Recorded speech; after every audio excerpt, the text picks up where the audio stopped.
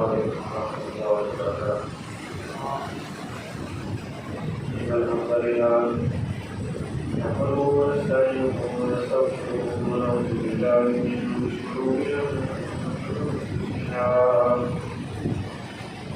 ومن سيئات أعمالنا، من يهده الله فلا مضل له ومن يضلل فلا هادي له. أشهد أن لا إله إلا الله وحده لا شريك له وأشهد أن محمدا عبده ورسوله. أما بعد فإن أحسن الحديث كتاب الله وخير الهدي هدي محمد صلى الله عليه وسلم وشر الأمور محدثاتها وكل محدثة بدعة وكل بدعة ضلالة وكل ضلالة في النار. يا أيها الذين آمنوا اتقوا الله حق تقاته ولا تموتن إلا وأنتم مسلمون. يا أيها الذين آمنوا اتقوا الله وقولوا قولا سديدا يصلح لكم أعمالكم ويغفر لكم ذنوبكم، ومن يطع الله ورسوله فقد فاز فوزا عظيما. أعوذ بالله من الشيطان الرجيم. بسم الله الرحمن الرحيم.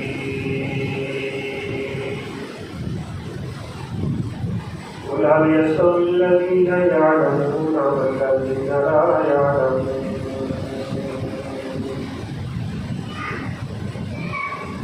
وقال النبي صلى الله عليه وسلم: من يرد الله به خيرا يفقهه في الدين. رب اشرح لي صدري ويسر لي امري واحلل عقدة من لساني يفقهوا قولي. رب زدني علما سبحانك لا علم لنا إلا ما علمتنا إنك أنت العليم الحكيم.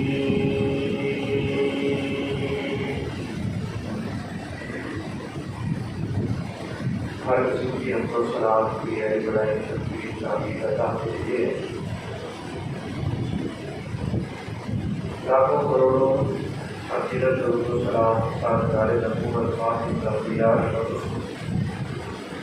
جناب محمد رسول اللہ صلی اللہ علیہ وسلم کی آل عزت. اس شخص کو اللہ تعالیٰ نے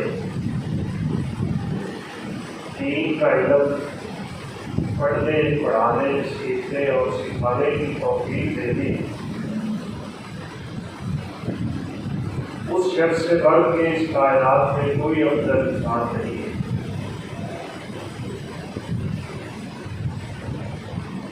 دنیا میں علم صرف اور صرف ایک ہی ہے اور وہ قرآن و حدیث کا علم. باقی علوم نہیں ہے، باقی فنون ہے. لوگ اس کو علم کہہ دیتے ہیں، حقیقت میں وہ فن ہے. علم صرف قرآن کا ہے یا حدیث رسول صلی اللہ علیہ وسلم کا ہے. ہماری بدقسمتی یہ ہے کہ ہم نے اس حقیقی علم کو انتہائی معمولی سمجھ رکھا ہے اور اس کی اہمیت اور افادیت کو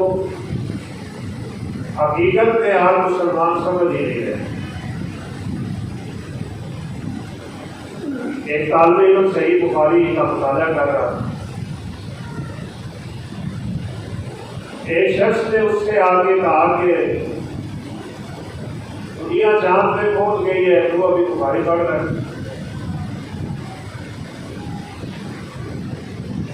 طالب علم نے جواب دیا کہ کون سا چاند؟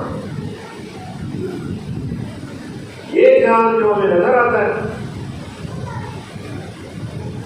سائنس نے تمہیں اس چاند تک پہنچایا ہے جو چاند نظر آ رہا ہے۔ میں جو علم پڑھ رہا ہوں یہ علم ہمیں چاند پہ نہیں اللہ عالم لا کے نیند تک پہنچاتا ہے، اس کائنات کے باری کی پہچان کرواتا ہے۔ اور ہاں تو بتا، تو چاند تک پہنچے؟ نہ تو چاند تک پہنچا، نہ تو نے بخاری پڑھی۔ تو اچھا ہے کہ میں ایسا ہوں، رسول اللہ صلی اللہ علیہ وسلم کی حدیثیں تو پڑھ رہا ہوں۔ تو یہ جو علم ہے نا یہ بڑا مبارک علم، اور یہی حقیقی علم رسول اللہ صلی اللہ علیہ وسلم نے فرمایا انما العلماء ورثۃ الانبیاء۔ کتنی بڑی عظمت اور کتنی بڑی عظمت ہے۔ اگر کوئی اس کائنات میں نبیوں کا وارث ہو، باپ فوت ہوتا ہے تو اس کی زمین کی وراثت دیتے ہیں لوگ، اور اس میں لڑائیاں شروع ہو جاتی ہیں۔ لیکن آپ صلی اللہ علیہ وسلم نے فرمایا ہم جو انبیاء کی جماعت ہیں، سارے انبیاء، ہم پھر وہ کنار نہیں چھوڑتے کہ جس کی دنیا وارث بنے۔ ہم تو علم چھوڑ کے مرتے ہیں، علم چھوڑ کے فوت ہوتے ہیں۔ فمن اخذہ اخذ بحظ وافر، جس نے یہ وراثت پا لی اس نے حقیقی وراثت پا لی، اسے بہت بڑا حصہ مل گیا۔ لہذا ہمیں یہ شعور اجاگر کرنا ہے اور ہمیں اپنے اندر اس جذبے کو پیدا کرنا ہے کہ ہم میں سے ہر بندہ قرآن و سنت کی تعلیم سیکھنے والا بنے، چاہے تو اوپر کے کس مرضی حصے میں پہنچ چکا ہو۔ شریعت میں کوئی قید نہیں ہے کہ کون علم پڑھے اور کون نہ پڑھے، بلکہ رسول اللہ صلی اللہ علیہ وسلم نے فرمایا نہیں یرید اللہ بہ خیرا، سب سے من عربی میں ہر ایک پہ بولا جاتا ہے، مرد ہو عورت ہو، کالا ہو گورا ہو، چھوٹا ہو عربی ہو اجمی ہو، جو بھی، جس شخص سے اللہ بھلائی کا ارادہ کر لیتے ہیں، اللہ خیر کا ارادہ کر لیتے ہیں، یہ دین کا علم اللہ صرف اس بندے کو عطا کرتے ہیں، بس ہر ایک کو نہیں، اور نہ ہی اس نبیوں کی وراثت کا ہر ایک اہل ہو سکتا ہے۔ رسول اللہ صلی اللہ علیہ وسلم جب اس دار ماضی سے پوچھ کر گئے تو آپ کو خیبر کی جو زمین ملی تھی اور خیبر کا جو مال ملا تھا، سیدہ فاطمہ الزہرا رضی اللہ تعالیٰ عنہا کے ذہن میں یہ بات آئی۔ ابو بکر صدیق رضی اللہ تعالیٰ عنہ کی خدمت میں حاضر ہو کے کہنے لگی کہ وہ میرے باپ کی وراثت نہیں ہے، مجھے نہیں ملنا چاہیے، میں ان کی بیٹی ہوں۔ اس پہ آپ ایک خاص کرو بڑا معاملہ کرتا ہے اور فلک فلک کے نام سے نعرے لگاتے ہیں، جگہ جگہ پہ بورڈ لگے ہوتے ہیں اور اسپیکر کا پینل لگاتے ہیں، فلک فلک، اور یہ تاثر امت میں پیدا کرتے ہیں کہ ابو بکر صدیق نے رسول اللہ ظلم کیا، عمر فاروق نے ظلم کیا ہے، عثمان ذوالنورین نے ظلم کیا ہے کہ فاطمہ کا حصہ اس کو نہیں دیا رضی اللہ عنہ۔ ابو بکر صدیق رضی اللہ تعالیٰ عنہ کو فرمانے لگے کیا آپ کو وہ حدیث یاد نہیں ہے؟ رسول اللہ صلی اللہ علیہ وسلم نے فرمایا تھا انبیاء جتنے بھی اس دنیا میں آئے ہیں ان کے مال کا کوئی وارث نہیں بنتا، وہ جو کچھ چھوڑ کے جاتے ہیں وہ صدقہ بن جاتا ہے۔ ہاں ان کی وراثت اگر کسی نے لینی ہو تو وہ علم شرعی چھوڑ کے اس دنیا سے جاتے ہیں۔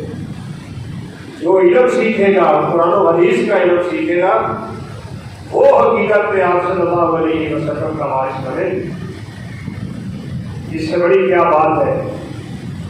آپ صلی اللہ علیہ وسلم نے فرمایا فضل العالم علی العابد کفضلی علی ادناکم، آج کا نوجوان اور آج کے والدین جو اپنے بچوں کو دین کی تعلیم پڑھاتے ہوئے جھجکتے اور آپ محسوس کرتے ہیں لوگوں کی کہ میرا بیٹا مولوی بن جائے، آج ان کو یہ باتیں سمجھ آ جائیں۔ آپ صلی اللہ علیہ وسلم نے فرمایا ایک عالم کی فضیلت عبادت کرنے والے میں، عبادت آپ جانتے ہیں، حج بھی عبادت ہے، صدقہ بھی عبادت ہے، نفل بھی عبادت ہے، تہجد بھی عبادت ہے، صدقات و خیرات کی عبادتیں ہیں، حقوق الوالدین کی ادائیگی بہت بڑی عبادت ہے، پوری عبادتیں اس کی ایک طرف رکھ لو۔ تو آپ صلی اللہ علیہ وسلم نے فرمایا اس عبادت کرنے والے میں ایک عالم کی اتنی فضیلت ہوتی ہے جیسے اس کائنات کے ادنا ترین انسان پہ میں محمد عربی صلی اللہ علیہ وسلم کی فضیلت ہے۔ آپ کی فضیلت تو انبیاء سے بھی افضل ہے، آپ ساری کائنات سے افضل ہے۔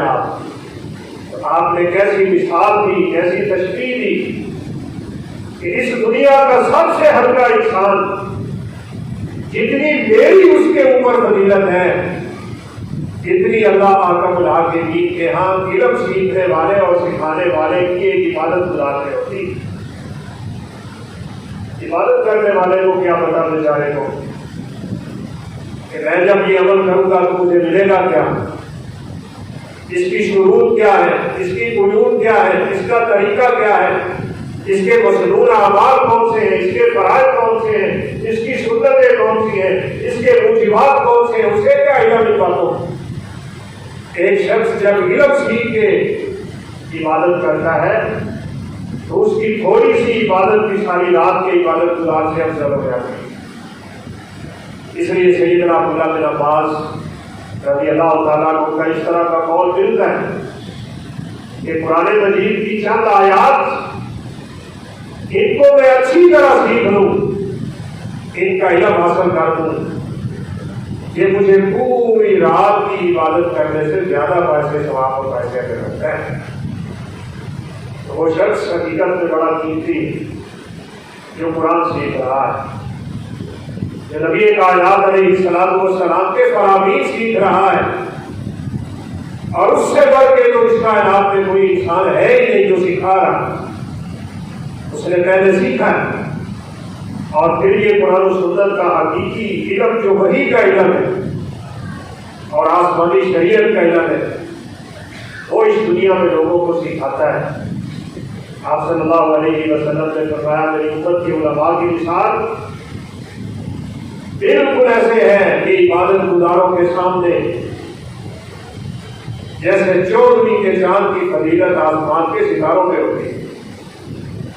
عبادت اپنی جگہ، لیکن علم سیکھنے سکھانے سے بڑی عبادت شاید جیسا کہ امام شافعی رحمۃ اللہ علیہ نے فرمایا اس سے بڑی کوئی عبادت نہیں۔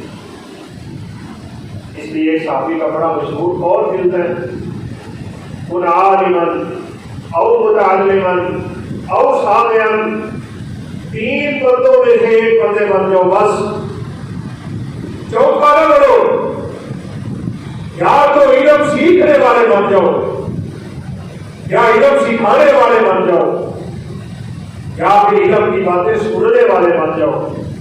کم از کم سنا تو کرو، سن کے سیکھ لیا کرو۔ تو چند ایک مسائل سیکھ کے ان پہ جب آپ عمل کرتے ہیں تو رسول اللہ صلی اللہ علیہ وسلم نے کتنی خوبصورت مثال دی ہے۔ آپ صلی اللہ علیہ وسلم نے فرمایا جو شخص اپنے گھر سے اس نیت سے نکلتا ہے کہ میں آج مسجد میں جا کے دین کی 2 باتیں سیکھ لوں گا، وہ چاہے خطبہ سنے، وہ درس سنے، وہ وعظ و نصیحت سنے، وہ ترجمے کی کلاس میں بیٹھ جائے، وہ درس حدیث میں بیٹھ جائے، ان چیزوں کو معمولی نہ سمجھا کرے۔ حقیقت میں تو یہی ہے کہ لوگ ان کی طرف توجہ کم کرتے، ہماری ساری کی ساری توجہ دنیا کی طرف چلی۔ بچوں کو ہم کتنے اہتمام سے سکول پڑھاتے ہیں، کتنے اہتمام سے ان کو سکول کی تعلیم دلواتے ہیں، وہاں تو بڑی بڑی فیسیں بھی ہم بھرتے ہیں، وہاں تو بچوں کے لیے ہم آنے جانے کے مسائل بھی سارے حل کرتے ہیں، لیکن اس تعلیم کی طرف دھیان نہیں رہ گیا. شاید اس کی وجہ یہی ہے ہمارے اندر آبیت ختم ہو گئی, اس کی ابادیت نہ سمجھ سکے ہم, اور پھر اس کا قیامت کے دن اللہ اکرم الحاکمین کے ہاں جو مقام و مرتبہ ہے شاید ہم اس سے ناواقف رہ گئے. آپ صلی اللہ علیہ وسلم نے فرمایا جو شخص اپنے گھر سے اس نیت سے نکلتا ہے کہ میں نے آپ مسجد میں جا کے کوئی ایک دو دین کے مسئلے سیکھ لینے ہیں, اللہ اکرم الحاکمین اس بندے کو حج مقبول کا ثواب نصیب فرماتے. اتنی بڑی عبادت. آپ صلی اللہ علیہ وسلم کے پاس صحابہ کہاں سے علم سیکھنے کے لیے آتے تھے, اور یہ حقیقت میں تو دیکھا جائے تو یہ انبیاء کی سنت, اپنا گھر بار چھوڑ کے انسان دین کی تعلیم کے لیے نکل پڑے. موسیٰ علیہ السلام اس کی زندہ مثال ہے. مجلس میں تشریف فرما تھے تو کسی نے پوچھ لیا اس کائنات میں سب سے بڑا عالم کون ہے, تو سیدنا موسیٰ علیہ السلام کے ذہن میں یہ بات آئی کہ مجھ سے بڑا کون ہو سکتا ہے. میں اس وقت نبی اور انبیاء کو اللہ سب سے زیادہ علم دیتے ہیں. کہا اس وقت روئے زمین پہ سب سے بڑا عالم ہے. یہ بھی دعا کرے نا کہ اللہ اکرم الحاکمین ہمیں میں سے بچائے. یہ انا اور میں جو ہے نا یہ شیطانی کلمہ ہے. آج کل لوگوں کی زبانوں پہ عام اللہ تعالیٰ کو یہ بات پسند نہیں ہے. سیدنا موسیٰ علیہ السلام کو یہ کہنا چاہیے تھا کہ اللہ جانتے ہیں سب سے بڑا عالم کون ہے, اللہ ہی سب سے بڑا ہے. اللہ تعالیٰ نے فرمایا موسیٰ میرا ایک بندہ ہے فلاں علاقے میں جہاں پہ دو سمندر ملتے ہیں وہاں رہتا ہے, اس کے پاس وہ علم ہے جو میرے پاس نہیں. بڑی قیمتی بات ہے.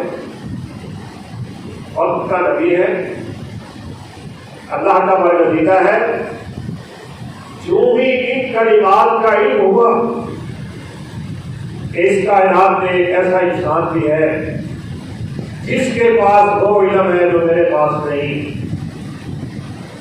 تو سیدنا موسیٰ علیہ السلام فرمانے لگے یا اللہ میں تیرے اس بندے کے پاس جا کے کیسے علم سیکھ سکتا ہوں. آج ہم ادھر ہی پیش کرتے رہ گئے. ہمارا یہ مسئلہ ہے, ہمارا یہ مسئلہ ہے. وقت کا نبی علم سیکھنے کے لیے نکل رہا ہے.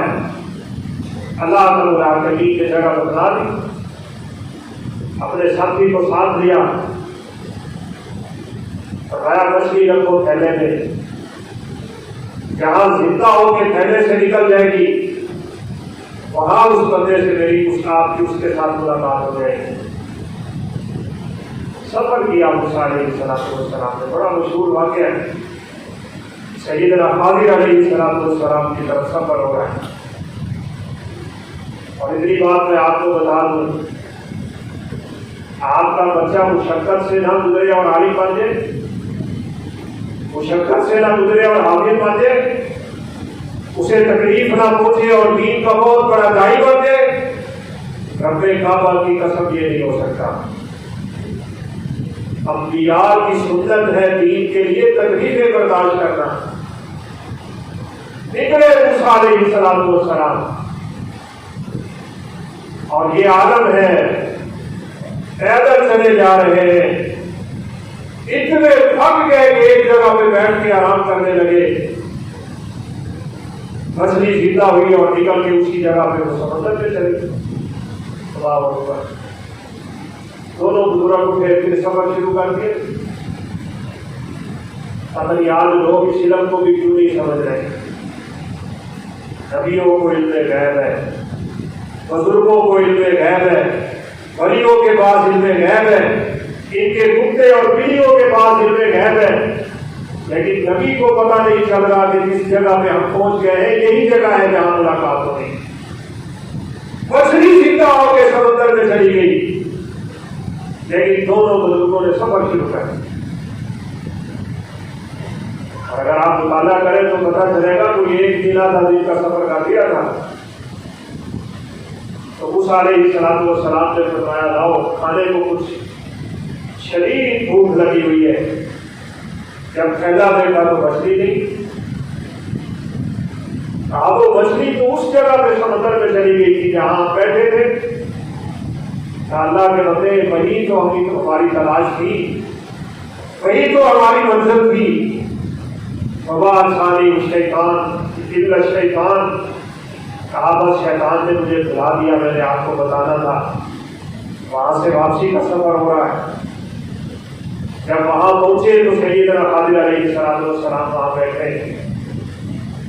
تو موسیٰ علیہ السلام کہنے لگے هل اتبعک علی ما تعلمنی مما علمت رشدا.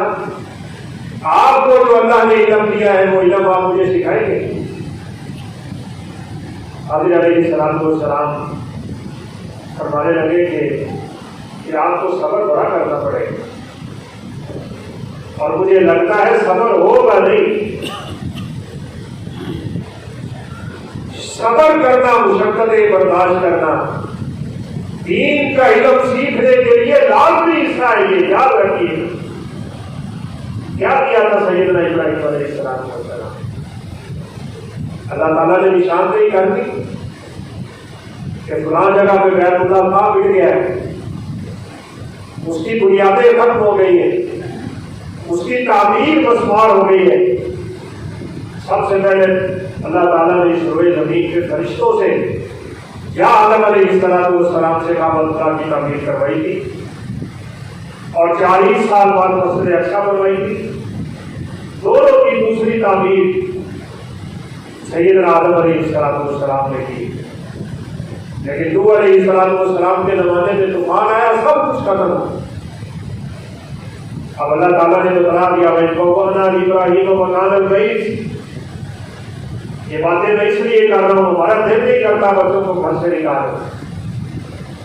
مائیں لاڈ کر کے تھکتی نہیں ہے. میری آنکھوں سے دور ہو گیا تو مجھے چین نہیں آئے گا, مجھے رات کو نیند نہیں آئے گی, مجھے سکون نہیں آئے گا. حقیقی سکون چاہیے تو اس عالمی سکون کو قربان کرنا پڑتا ہے, دھکے کھانا پڑتے ہیں. ایسے نہیں کسی دانے کے اوپر اللہ کا بلا کے دین کی طرف سے پھل لگ جاتا, بڑے دھکے کھاتا ہے وہ. مٹا دے اپنی ہستی کو اگر کچھ مرتبہ چاہیے. کہ دانا خاک میں مل کر مجھے گلزار ہوتا ہے, بڑے تکلیفیں برداشت کر کے نکلتا ہے اور پھر اپنے پھل دکھاتا ہے. وہ ابراہیم علیہ السلام نے اپنے بیٹے کو دیا, شیر خار بچہ جو 80-83 سال کے بعد ملا ہے, اور رو رو کے ہم سے مانگا ہے, اور اس لیے مانگا کہ تاکہ نبوت کا وارث بن جائے, اس علم دین کا, علم توحید کا وارث بن جائے. فرمایا جاؤ اس بچے کو وہاں چھوڑ دو, جہاں بیت اللہ تعمیر ہونا ہے اس بچے کو وہاں چھوڑ کے آؤ. آج تو یقین مانے آپ مدارس کا جا کے حال دیکھ لیں, تعلیم پیچھے ہوئے ہیں, اے سی لگے ہوئے ہیں, بڑے بڑے وی آئی پی ماحول بنے ہوئے ہیں, بچوں کو سہولتیں ہی سہولتیں. یہ پہلے کہاں تھا؟ صحابہ کرام کے دور میں کیا تھا؟ تابعین کے دور میں کیا تھا؟ ائمہ کے دور میں کیا تھا؟ ابو عبیدہ بن جراح رضی اللہ تعالیٰ عنہ کہتے ہیں کئی دن ہمارے یوں گزرتے تھے رب کے رستے میں. صحیح بخاری کی روایت ہے ہمیں درختوں کے پتے کھانے کے علاوہ اس دنیا میں کوئی چیز نہیں ملتی تھی جو ہم کھا رہے ہیں. پتے کھاتے تھے ہم. ہے ہم میں سے کوئی آدمی جس نے اللہ کے دین کے لیے پتے کھائے, اللہ کے دین کے لیے تکلیفیں برداشت کی؟ اور فرماتے ہیں جب ہم قضائے حاجت کرتے تھے تو ہماری قضائے حاجت کی یہ حالت ہوتی تھی جیسے بکری بیگڑیاں دیتی ہے. انسانی قضائے حاجت ختم ہو گئی تھی. آج ہمارا بچوں سے لاڈ اور پیار ہی ختم نہیں ہوتا, اور پھر جب بگڑ جاتے ہیں تو پھر کوئی صورت ہی نظر نہیں آتی. اور یہ بات تو میں نے پہلے بھی ایک دفعہ اشارے میں کہی ہوئی ہے, یہ تجربہ بھی ہے اور آپ کا بھی ہوگا. اگر آپ کے بچے گھر میں ہی رہے نا, ایک نہ ایک دن آپ کو پریشانی اٹھانا پڑے گی. دین کے لیے آپ نے بچے کو نہ نکالا, मस्जिद तक नहीं लेके आते, मदरसे तक नहीं लेके जाते। आज एक उल्टा ट्रेंड बना हुआ है, गाड़ियों को लगाओ, घरों में आके बच्चों को पढ़ाएं। यहाँ से भी बड़ा मामला बिगड़ा है। कभी आपने देखा है कि कुआं चल के प्यासे के पास जा रहा? सरफ सारे ईद की रहते बदल गई, इसलिए दीन की तारीख की अफादियत ही खत्म होके रह गई। वहां तो निकलते थे वो सालों साल के लिए, ये घर को छोड़ना भी एक दीन के सीखने का बहुत बड़ा जरिया बन जाता है। हम चाहते हैं बहुते भी कह रहे, बच्चा खाना भी घर का खाए, सहूलतें भी घर की ले, और दीन का बड़ा इतना माया नाल गाली बने कि लोग उसकी तरफ उंगलियां उठा के इशारे करें। ये नहीं होगा, याद रखिएगा। इसके लिए धक्के खाना पड़ते हैं, इसके लिए मुसीबतें बर्दाश्त करना पड़ती है, इसके लिए भूख प्यास बर्दाश्त करना पड़ती है, इसके लिए तकलीफें बर्दाश्त करना पड़ती है। ये रब का कानून है। अल्लाह जिस बंदे को भी अपना कुर्ब नसीब करता है, उसे आज़माइश और मुसीबतों से गुजार के अपने करीब करता है, ऐसे नहीं करता। पकड़ा बेटे को, कहा चलो, कहाँ जाके छोड़ा? कोई दरख्त नहीं है, कोई साया नहीं है, कोई बंदा नहीं है, कोई इंसान नहीं है, वहां पानी नहीं है, वहां मकान नहीं है, जिंदगी गुजारने के कोई चांस नहीं थे। वहां पे शीरखार बच्चा, दूध पीने वाला बच्चा अब्बा की हाजिरा अलैहिस्सलाम के साथ सैयदना इब्राहीम अलैहिस्सलाम ने वहां छोड़ दिया। और आपने वाकया सुना होगा, मां जी ने कहा था, इब्राहीम क्या कर रहे हैं आप, हमें कहां छोड़ के जा रहे हैं आप, हुआ क्या है, मेरा कसूर क्या है? एक रहने की जगह है जहां आप मुझे छोड़ के जा रहे हैं। बोलते ही नहीं इब्राहीम अलैहिस्सलाम, ऐसे तो नहीं अल्लाह ताला ने खलीलुल्लाह का रकम अता कर। खलील खुल्लत से है, और खुल्लत मोहब्बत का वो दर्जा होता है कि उसके अलावा कायनात में अल्लाह किसी को देते ही नहीं। नबी करीम सल्लल्लाहु अलैहि वसल्लम ने फरमाया, अगर अल्लाह ने इब्राहीम अलैहिस्सलाम को खलील ना बनाया होता तो अल्लाह मुझे अपना खलील बना लेता। लेकिन ये शर्फ मुझे मिला है, इन्हीं मुसीबतों से गुजर के मिला है, और इन्हीं तकलीफों को बर्दाश्त करने के बाद मिला है। अम्मा जी आकर के कहने लगी, इब्राहीम आप कहीं अल्लाह के हुक्म पे तो क्या इंसान छोड़ के जा रहे? तो फरमाया हाँ, बाद रिवायात में सिर्फ सर का इशारा किया था, हाँ अल्लाह के हुक्म से तुम्हें यहाँ छोड़ के जा रहा हूँ। औरत जंगल, बियाबान, वादी बेआबो गया, कोई दरख्त, कोई छाया, कोई पानी को दानी नहीं है, एक खजूरों का टोकरा, एक मशकीला पानी का। और इब्राहीम अपने इस बच्चे को, जिससे मोहब्बत इतनी होगी कि इंसान के जिगर का टुकड़ा बन जाता है, बड़ी उम्र में मिला हुआ बेटा, लेकिन अल्लाह के हुक्म और इशारे पे इसलिए वहां छोड़ दिया था। कुरान कहता है इब्राहीम अलैहिस्सलाम ने दूर खड़े होकर कहा था, या अल्लाह मैं इसलिए अपने बच्चे को यहाँ छोड़ के जा रहा हूँ, कल मेरा घर तामीर होगा, मेरी औलाद नमाजी बन जाएगी, मेरा बच्चा नमाजी बन जाएगा। हमें फिक्र है अपने बच्चों की, पढ़ा के उन्हें दुनिया की तालीम, अल्लाह की कसम कलमे का माना नहीं आता, ला इलाहा इल्लल्लाह की शर्तें नहीं आती, मफहूम नहीं आता, ला इलाहा के तकाज़े नहीं आते, इस कलमा तौहीद के नवाकिज़ नहीं आते कि कौन सा काम है जो इंसान कर ले तो ला इलाहा इल्लल्लाह वैसे ही खत्म हो जाता है, तेरा इस्लाम से खारिज हो जाता है। मैं आपको यही छोटी सी मिसाल दूँ तो आप हैरान हो जाए।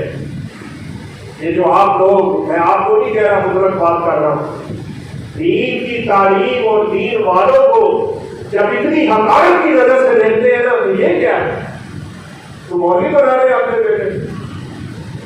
और एक अल्लाह का बंदा बाकायदा दूसरे से पूछ रहा था कि क्या कर रहा है आजकल तुम्हारा बेटा?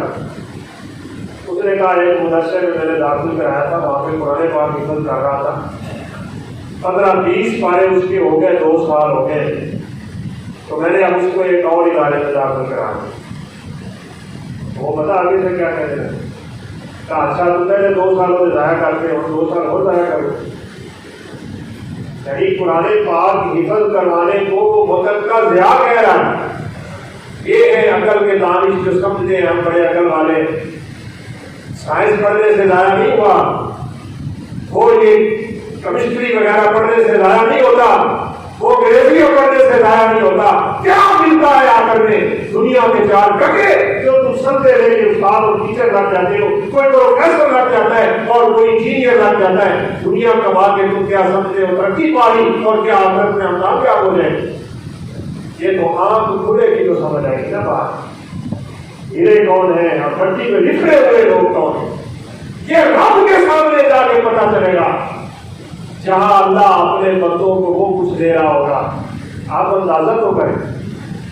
حافظ قرآن نہیں, حافظ قرآن کے والدین کی یہ بات ہے کہ قیامت کے دن جب ان کو اللہ اپنی شایان نعمتیں نوازے گا اور انہیں نعمتیں عطا کرے گا اور حافظ کے والدین پہ راضی ہوگا اور ان کے سروں پہ تاج ایسا رکھے گا کہ جس تار کی روشنی کے سامنے سورج کی روشنی بند پڑ جائے گی, اس وقت لوگ اشارے کر کے پوچھیں گے کیا وہ انبیاء میں تھے, کیا وہ نبی تشریف فرما ہے, یا اولیاء ہے یا شہداء ہے یا صالحین ہے, یہ صدیقین کی جماعت بیٹھی ہے سامنے. تو جواب یہ ملے گا کہ حافظ قرآن کے والدین بیٹھے, جس کی وجہ سے والدین کو اتنا مقام مل رہا ہے اس کا اپنا کتنا مقام ہوگا. سوچو تو صحیح. قیامت کا دن اور لاٹھیوں کا دن, انسان کی نفسا نفسی کا دن, یہاں تو چھاتی سے لگایا ہوا ماں نے اپنے بیٹے کو وہاں بھول جائے گی. دودھ پلانے والی اپنے دودھ پیتے بچے کو بھول جائے گی. رشتے سب ختم ہو جائیں گے, دوستیاں سب ختم ہو جائیں گی, محبتیں سب ختم ہو جائیں گی, نفسا نفسی کا عالم ہوگا. لیکن حافظ کو کیا مسئلہ ہے؟ اللہ اکبر. اللہ رب العالمین جب کھڑا کریں گے نا سامنے, ایک فرشتوں کی لائن ہے اور فرشتے بھی ہم جانتے ہیں بڑی تعداد میں. نہ جانے حشر کا میدان جب سجے گا تو ہوگا کیا, اس کے حالات کو ہم بیان کرنے سے بھی قاصر ہے نا. یہ گرمی ہو اور چند ہزار کا مجمع ہو تو لگ پتا جاتا ہے. اس دن تو کمرے کھڑے گی اور آدم سے لے کے آخری شخص تک کے سارے لوگ نکل کے باہر کھڑے ہوں گے اور گرمی اپنے پورے وجود پہ ہوگی اور اپنی پیداواریوں کا پسینہ انسان کو خود اپنے پسینے میں گرم کیے جا رہا ہوگا. اور وہاں کیا ہو رہا ہے؟ فرشتوں کی جماعت اتر رہی ہے, آسمان پھٹا ہے, وہ بادل بنا ہے, اللہ نازل ہوئے ہیں احکام العالمین جیسے اس کو حضور شان شایان ہے. فرشتے کھڑے ہیں, ان فرشتوں میں سے جو کائنات میں اللہ نے سب سے افضل فرشتے بنائے ہیں, جبریل امین, میکائیل, اسرافیل, اور جن فرشتوں کے تذکرے خاص و خاص فرشتوں میں آ گئے ان کی الگ لائن لگی ہوگی. مقرب ترین فرشتے یہ سب الگ کھڑے ہوں گے, عام فرشتے الگ کھڑے ہوں گے, نیک لوگوں کی الگ صفیں ہوگی, پدوں کی الگ صفیں ہوگی. وَامْتَازُ الْيَوْمَ أَيُّهَا الْمُجْرِمُونَ, آواز لگ جائے گی اور مجرموں علیحدہ ہو جاؤ. نیک لوگوں کے ساتھ آج تمہیں کھڑے ہونے کی اجازت نہیں ہے. صفیں بنی ہوئی ہیں, لوگ صفوں میں کھڑے ہیں, پسینوں میں شرابور ہے, نفسا نفسی کا عالم ہے, ہر ایک کو اپنی پڑی ہوئی ہے, ہر ایک کی زبان پہ اپنی نفسی نفسی کے کلمات ہے. اس وقت حافظ کے ساتھ کیا معاملہ ہوگا؟ اللہ رب العالمین حافظ کو یہ آواز دیں گے. آپ نے فرمایا الماہر بالقرآن والصبر بالکرام البررہ, اللہ حافظ کو آواز دے کے کہیں گے تو لوگوں کی صف سے نکل اور میرے ان فرشتوں کی صف میں آ جا جو فرشتے اس کائنات میں میں نے سب سے مقرب اور افضل بنائے ہیں. میرا بڑا مقام ہے اور مجھے لگتا ہے اللہ کبھی بیشی معاف فرمائے, جنت میں کوئی عمل نہیں جانے والا, عمل سارے یہاں رہ جائیں گے کیونکہ جنت عمل کی جگہ نہیں ہے. یہ نقطہ آپ کو سمجھ آ جانا چاہیے. جنت میں ہم نماز نہیں پڑھیں گے, جنت میں ہم روزہ نہیں رکھیں گے, جنت میں ہم صدقہ نہیں کریں گے. کس کو صدقہ لینا ہے؟ ہر جنتی دوسرے جنتی سے افضل بنا بیٹھا ہے. ضرورت کیا ہے؟ وہاں کوئی عمل نہیں ہے. عمل دنیا میں وہاں بدلا ہے, لیکن قرآن جنت کے ساتھ جائے گا. یہ بڑی عجیب شان ہے. یہ عمل قرآن کی تلاوت کا جنت میں ختم نہیں ہوگا، اور اللہ وہاں اس کو کہیں گے اقرا مرتقی ورتل کما کنت ترتل فی الدنیا۔ ہاں آج یہ قرآن وہاں بھی تیرے ساتھ تھا، یہ قبر میں بھی تیرے ساتھ تھا، یہ حشر میں بھی تیرے ساتھ تھا، یہ نشر میں بھی تیرے ساتھ تھا، یہ میزان کے وقت بھی تیرے ساتھ تھا، یہ ترازو میں بھی تیرے ساتھ تھا، یہ جنت میں بھی تیرے ساتھ ہے۔ یہ تیرا عمل قرآن پڑھنے والا بھی ختم نہیں ہوا، سارے عمل ختم ہو گئے۔ اذا مات الانسان انقطع عمله، آپ نے فرمایا مرتے ہی انسان کے عمل ختم ہو گئے، لیکن قرآن کا عمل ختم کبھی بھی نہیں ہوا۔ جنت میں داخل ہو کے بھی اللہ حافظ کو کہیں گے پڑھ لے، جیسے تو دنیا میں ٹھہر ٹھہر کے اور آرام سے پڑھتا تھا، پڑھتا جا اور جنت کے مقام طے کرتا جا، جنت کی سیڑھیاں کرتا جا، جہاں بنداس کی سیڑھیاں ہے، یہ ساری جنت میں تیرے نام کر۔ ایسی شان، اس لیے سیدہ عائشہ صدیقہ طاہرہ مطہرہ رضی اللہ تعالیٰ عنہ فرمایا کرتی تھی کہ مجھے لگتا یوں ہے کہ جنت کے اتنے درجے اللہ نے بنا چھوڑے ہیں جتنی قرآن کی ایتیں بنائی ہوئی، حافظ سب سے اعلیٰ درجے میں بیٹھا ہو اور کھڑا ہے نبیوں کے ساتھ اور صدیقین کے ساتھ۔ تو بھائیو، اس دین کی تعلیم کو معمولی نہ سمجھو، اس کو حقیر نہ سمجھو، صرف ذہن کا کھانا بدلنے کی ضرورت ہے۔ آج تک ہم نے کوئی مولوی بھوکا مرتے نہیں دیکھا، اور نہ ہی یقیناً آپ نے دیکھا ہوگا، بلکہ ہم جیسے لوگ تو ویسے بدنام ہوتے ہیں کہ مولوی کھاتے بڑے، کھا کے بڑھ سکتا ہے، بھوکا نہیں مرے گا۔ ان کا رزق تو اللہ اکرم الحاکمین نے کہاں کہاں لکھا ہوا ہے۔ آپ حدیث سنیں گے تو آپ حیران رہ جائیں گے، کوئی کائنات میں ایسا کوئی کیلکولیشن کرنے والا ہے جو پورے سمندروں کی مچھلیوں کو گن لے؟ سوال ہی پیدا نہیں ہوتا۔ لاکھ لاکھ انڈے دے جاتی ہے مچھلی، صرف ایک مخلوق کی طرف کا اشارہ کرنا ہو تاکہ ہمیں بات سمجھ آ جائے۔ آپ صلی اللہ علیہ وسلم نے فرمایا جو شخص لوگوں کو دین کی بات سکھاتا ہے، دین پڑھاتا ہے، دین کا داعی ہے، دین کی خدمت کرنے والا ہے، وہ قرآن کا قاری ہے، وہ قرآن کا حافظ ہے، وہ قرآن کا مدرس ہے، وہ حدیث پڑھانے والا ہے، وہ لوگوں کو خطبے دینے والا ہے، وہ لوگوں کو درس دینے والا ہے، لوگوں کو دین کی راہ پہ چلانے والا ہے۔ آپ صلی اللہ علیہ وسلم نے فرمایا اس کائنات میں کوئی مخلوق ایسی نہیں ہے جو اس کے حق میں دعا نہ کر رہی ہو، حتیٰ کہ آپ صلی اللہ علیہ وسلم نے فرمایا سمندر کی مچھلیاں بھی سمندروں کی تہوں میں بیٹھ کے اس کے لیے دعائیں کر رہی ہو۔ اس کو کیا فکر ہے؟ آپ اگر کسی مولوی کو دیکھیں نا، صحیح بات میں کر رہا ہوں کہ وہ روتا پھرتا ہے، تو پھر آپ سمجھ لیں وہ حقیقی مولوی ہے ہی۔ ہاں اگر اللہ نے آزمائش میں ڈال دیا تو الگ بات ہے۔ بہت سے مولانا حضرات اس لیے بھی بن گئے، ساری زندگی دین سیکھ کے آگے دکان شروع کر دی، حافظ بن گیا، اب کاروبار شروع کر دیا، اب قرآن کی تلاوت کی گئی، اب نماز کے لیے وقت بھی نہیں ملتا، عبادت و ریاضت کا ہاتھ بالکل کمزور سے کمزور ہو کے رہ گیا۔ دین اس لیے تو نہیں سیکھا تھا، اللہ کا العالمین نے تو اس کے ذریعے عزتیں عطا کرنی ہے۔ ان اللہ یرفع بہذا الکتاب اقواما، اللہ اس کتاب کے ذریعے لوگوں کو بلند کرتا ہے، بھائی بلند کرتا ہے، دنیا میں بھی اللہ عزتیں دیتے ہیں۔ عمر فاروق رضی اللہ تعالیٰ تو کسی جگہ پہ گئے اور پوچھا کہ یہاں کا گورنر کون بنا ہوا؟ کہا سالم۔ اللہ اکبر، سالم غلام، منڈیوں میں بکنے والا انسان، اس کو بنایا ہوا ہے؟ کہا ہاں، کیوں؟ کہا وہ آپ سے قرآن ہے، کہا یہ قرآن ہے، اس کی شان ہے، اس کو اس علاقے کا ہم نے گورنر بنایا ہوا ہے۔ عمر فاروق رضی اللہ تعالیٰ کو یہ حدیث یاد آ گئی تھی کہ اللہ اس کتاب کے ذریعے بڑی عزتیں عطا کرتا ہے، اور یہ تو رب کعبہ کی قسم ہے، دنیا کی عزت کوئی عزت نہیں ہے، یہ سب حقارت کی چیزیں ہیں، ذلالت کی چیزیں ہیں، آج بھی تماشا ہے، 4 دن کا مسئلہ ہے۔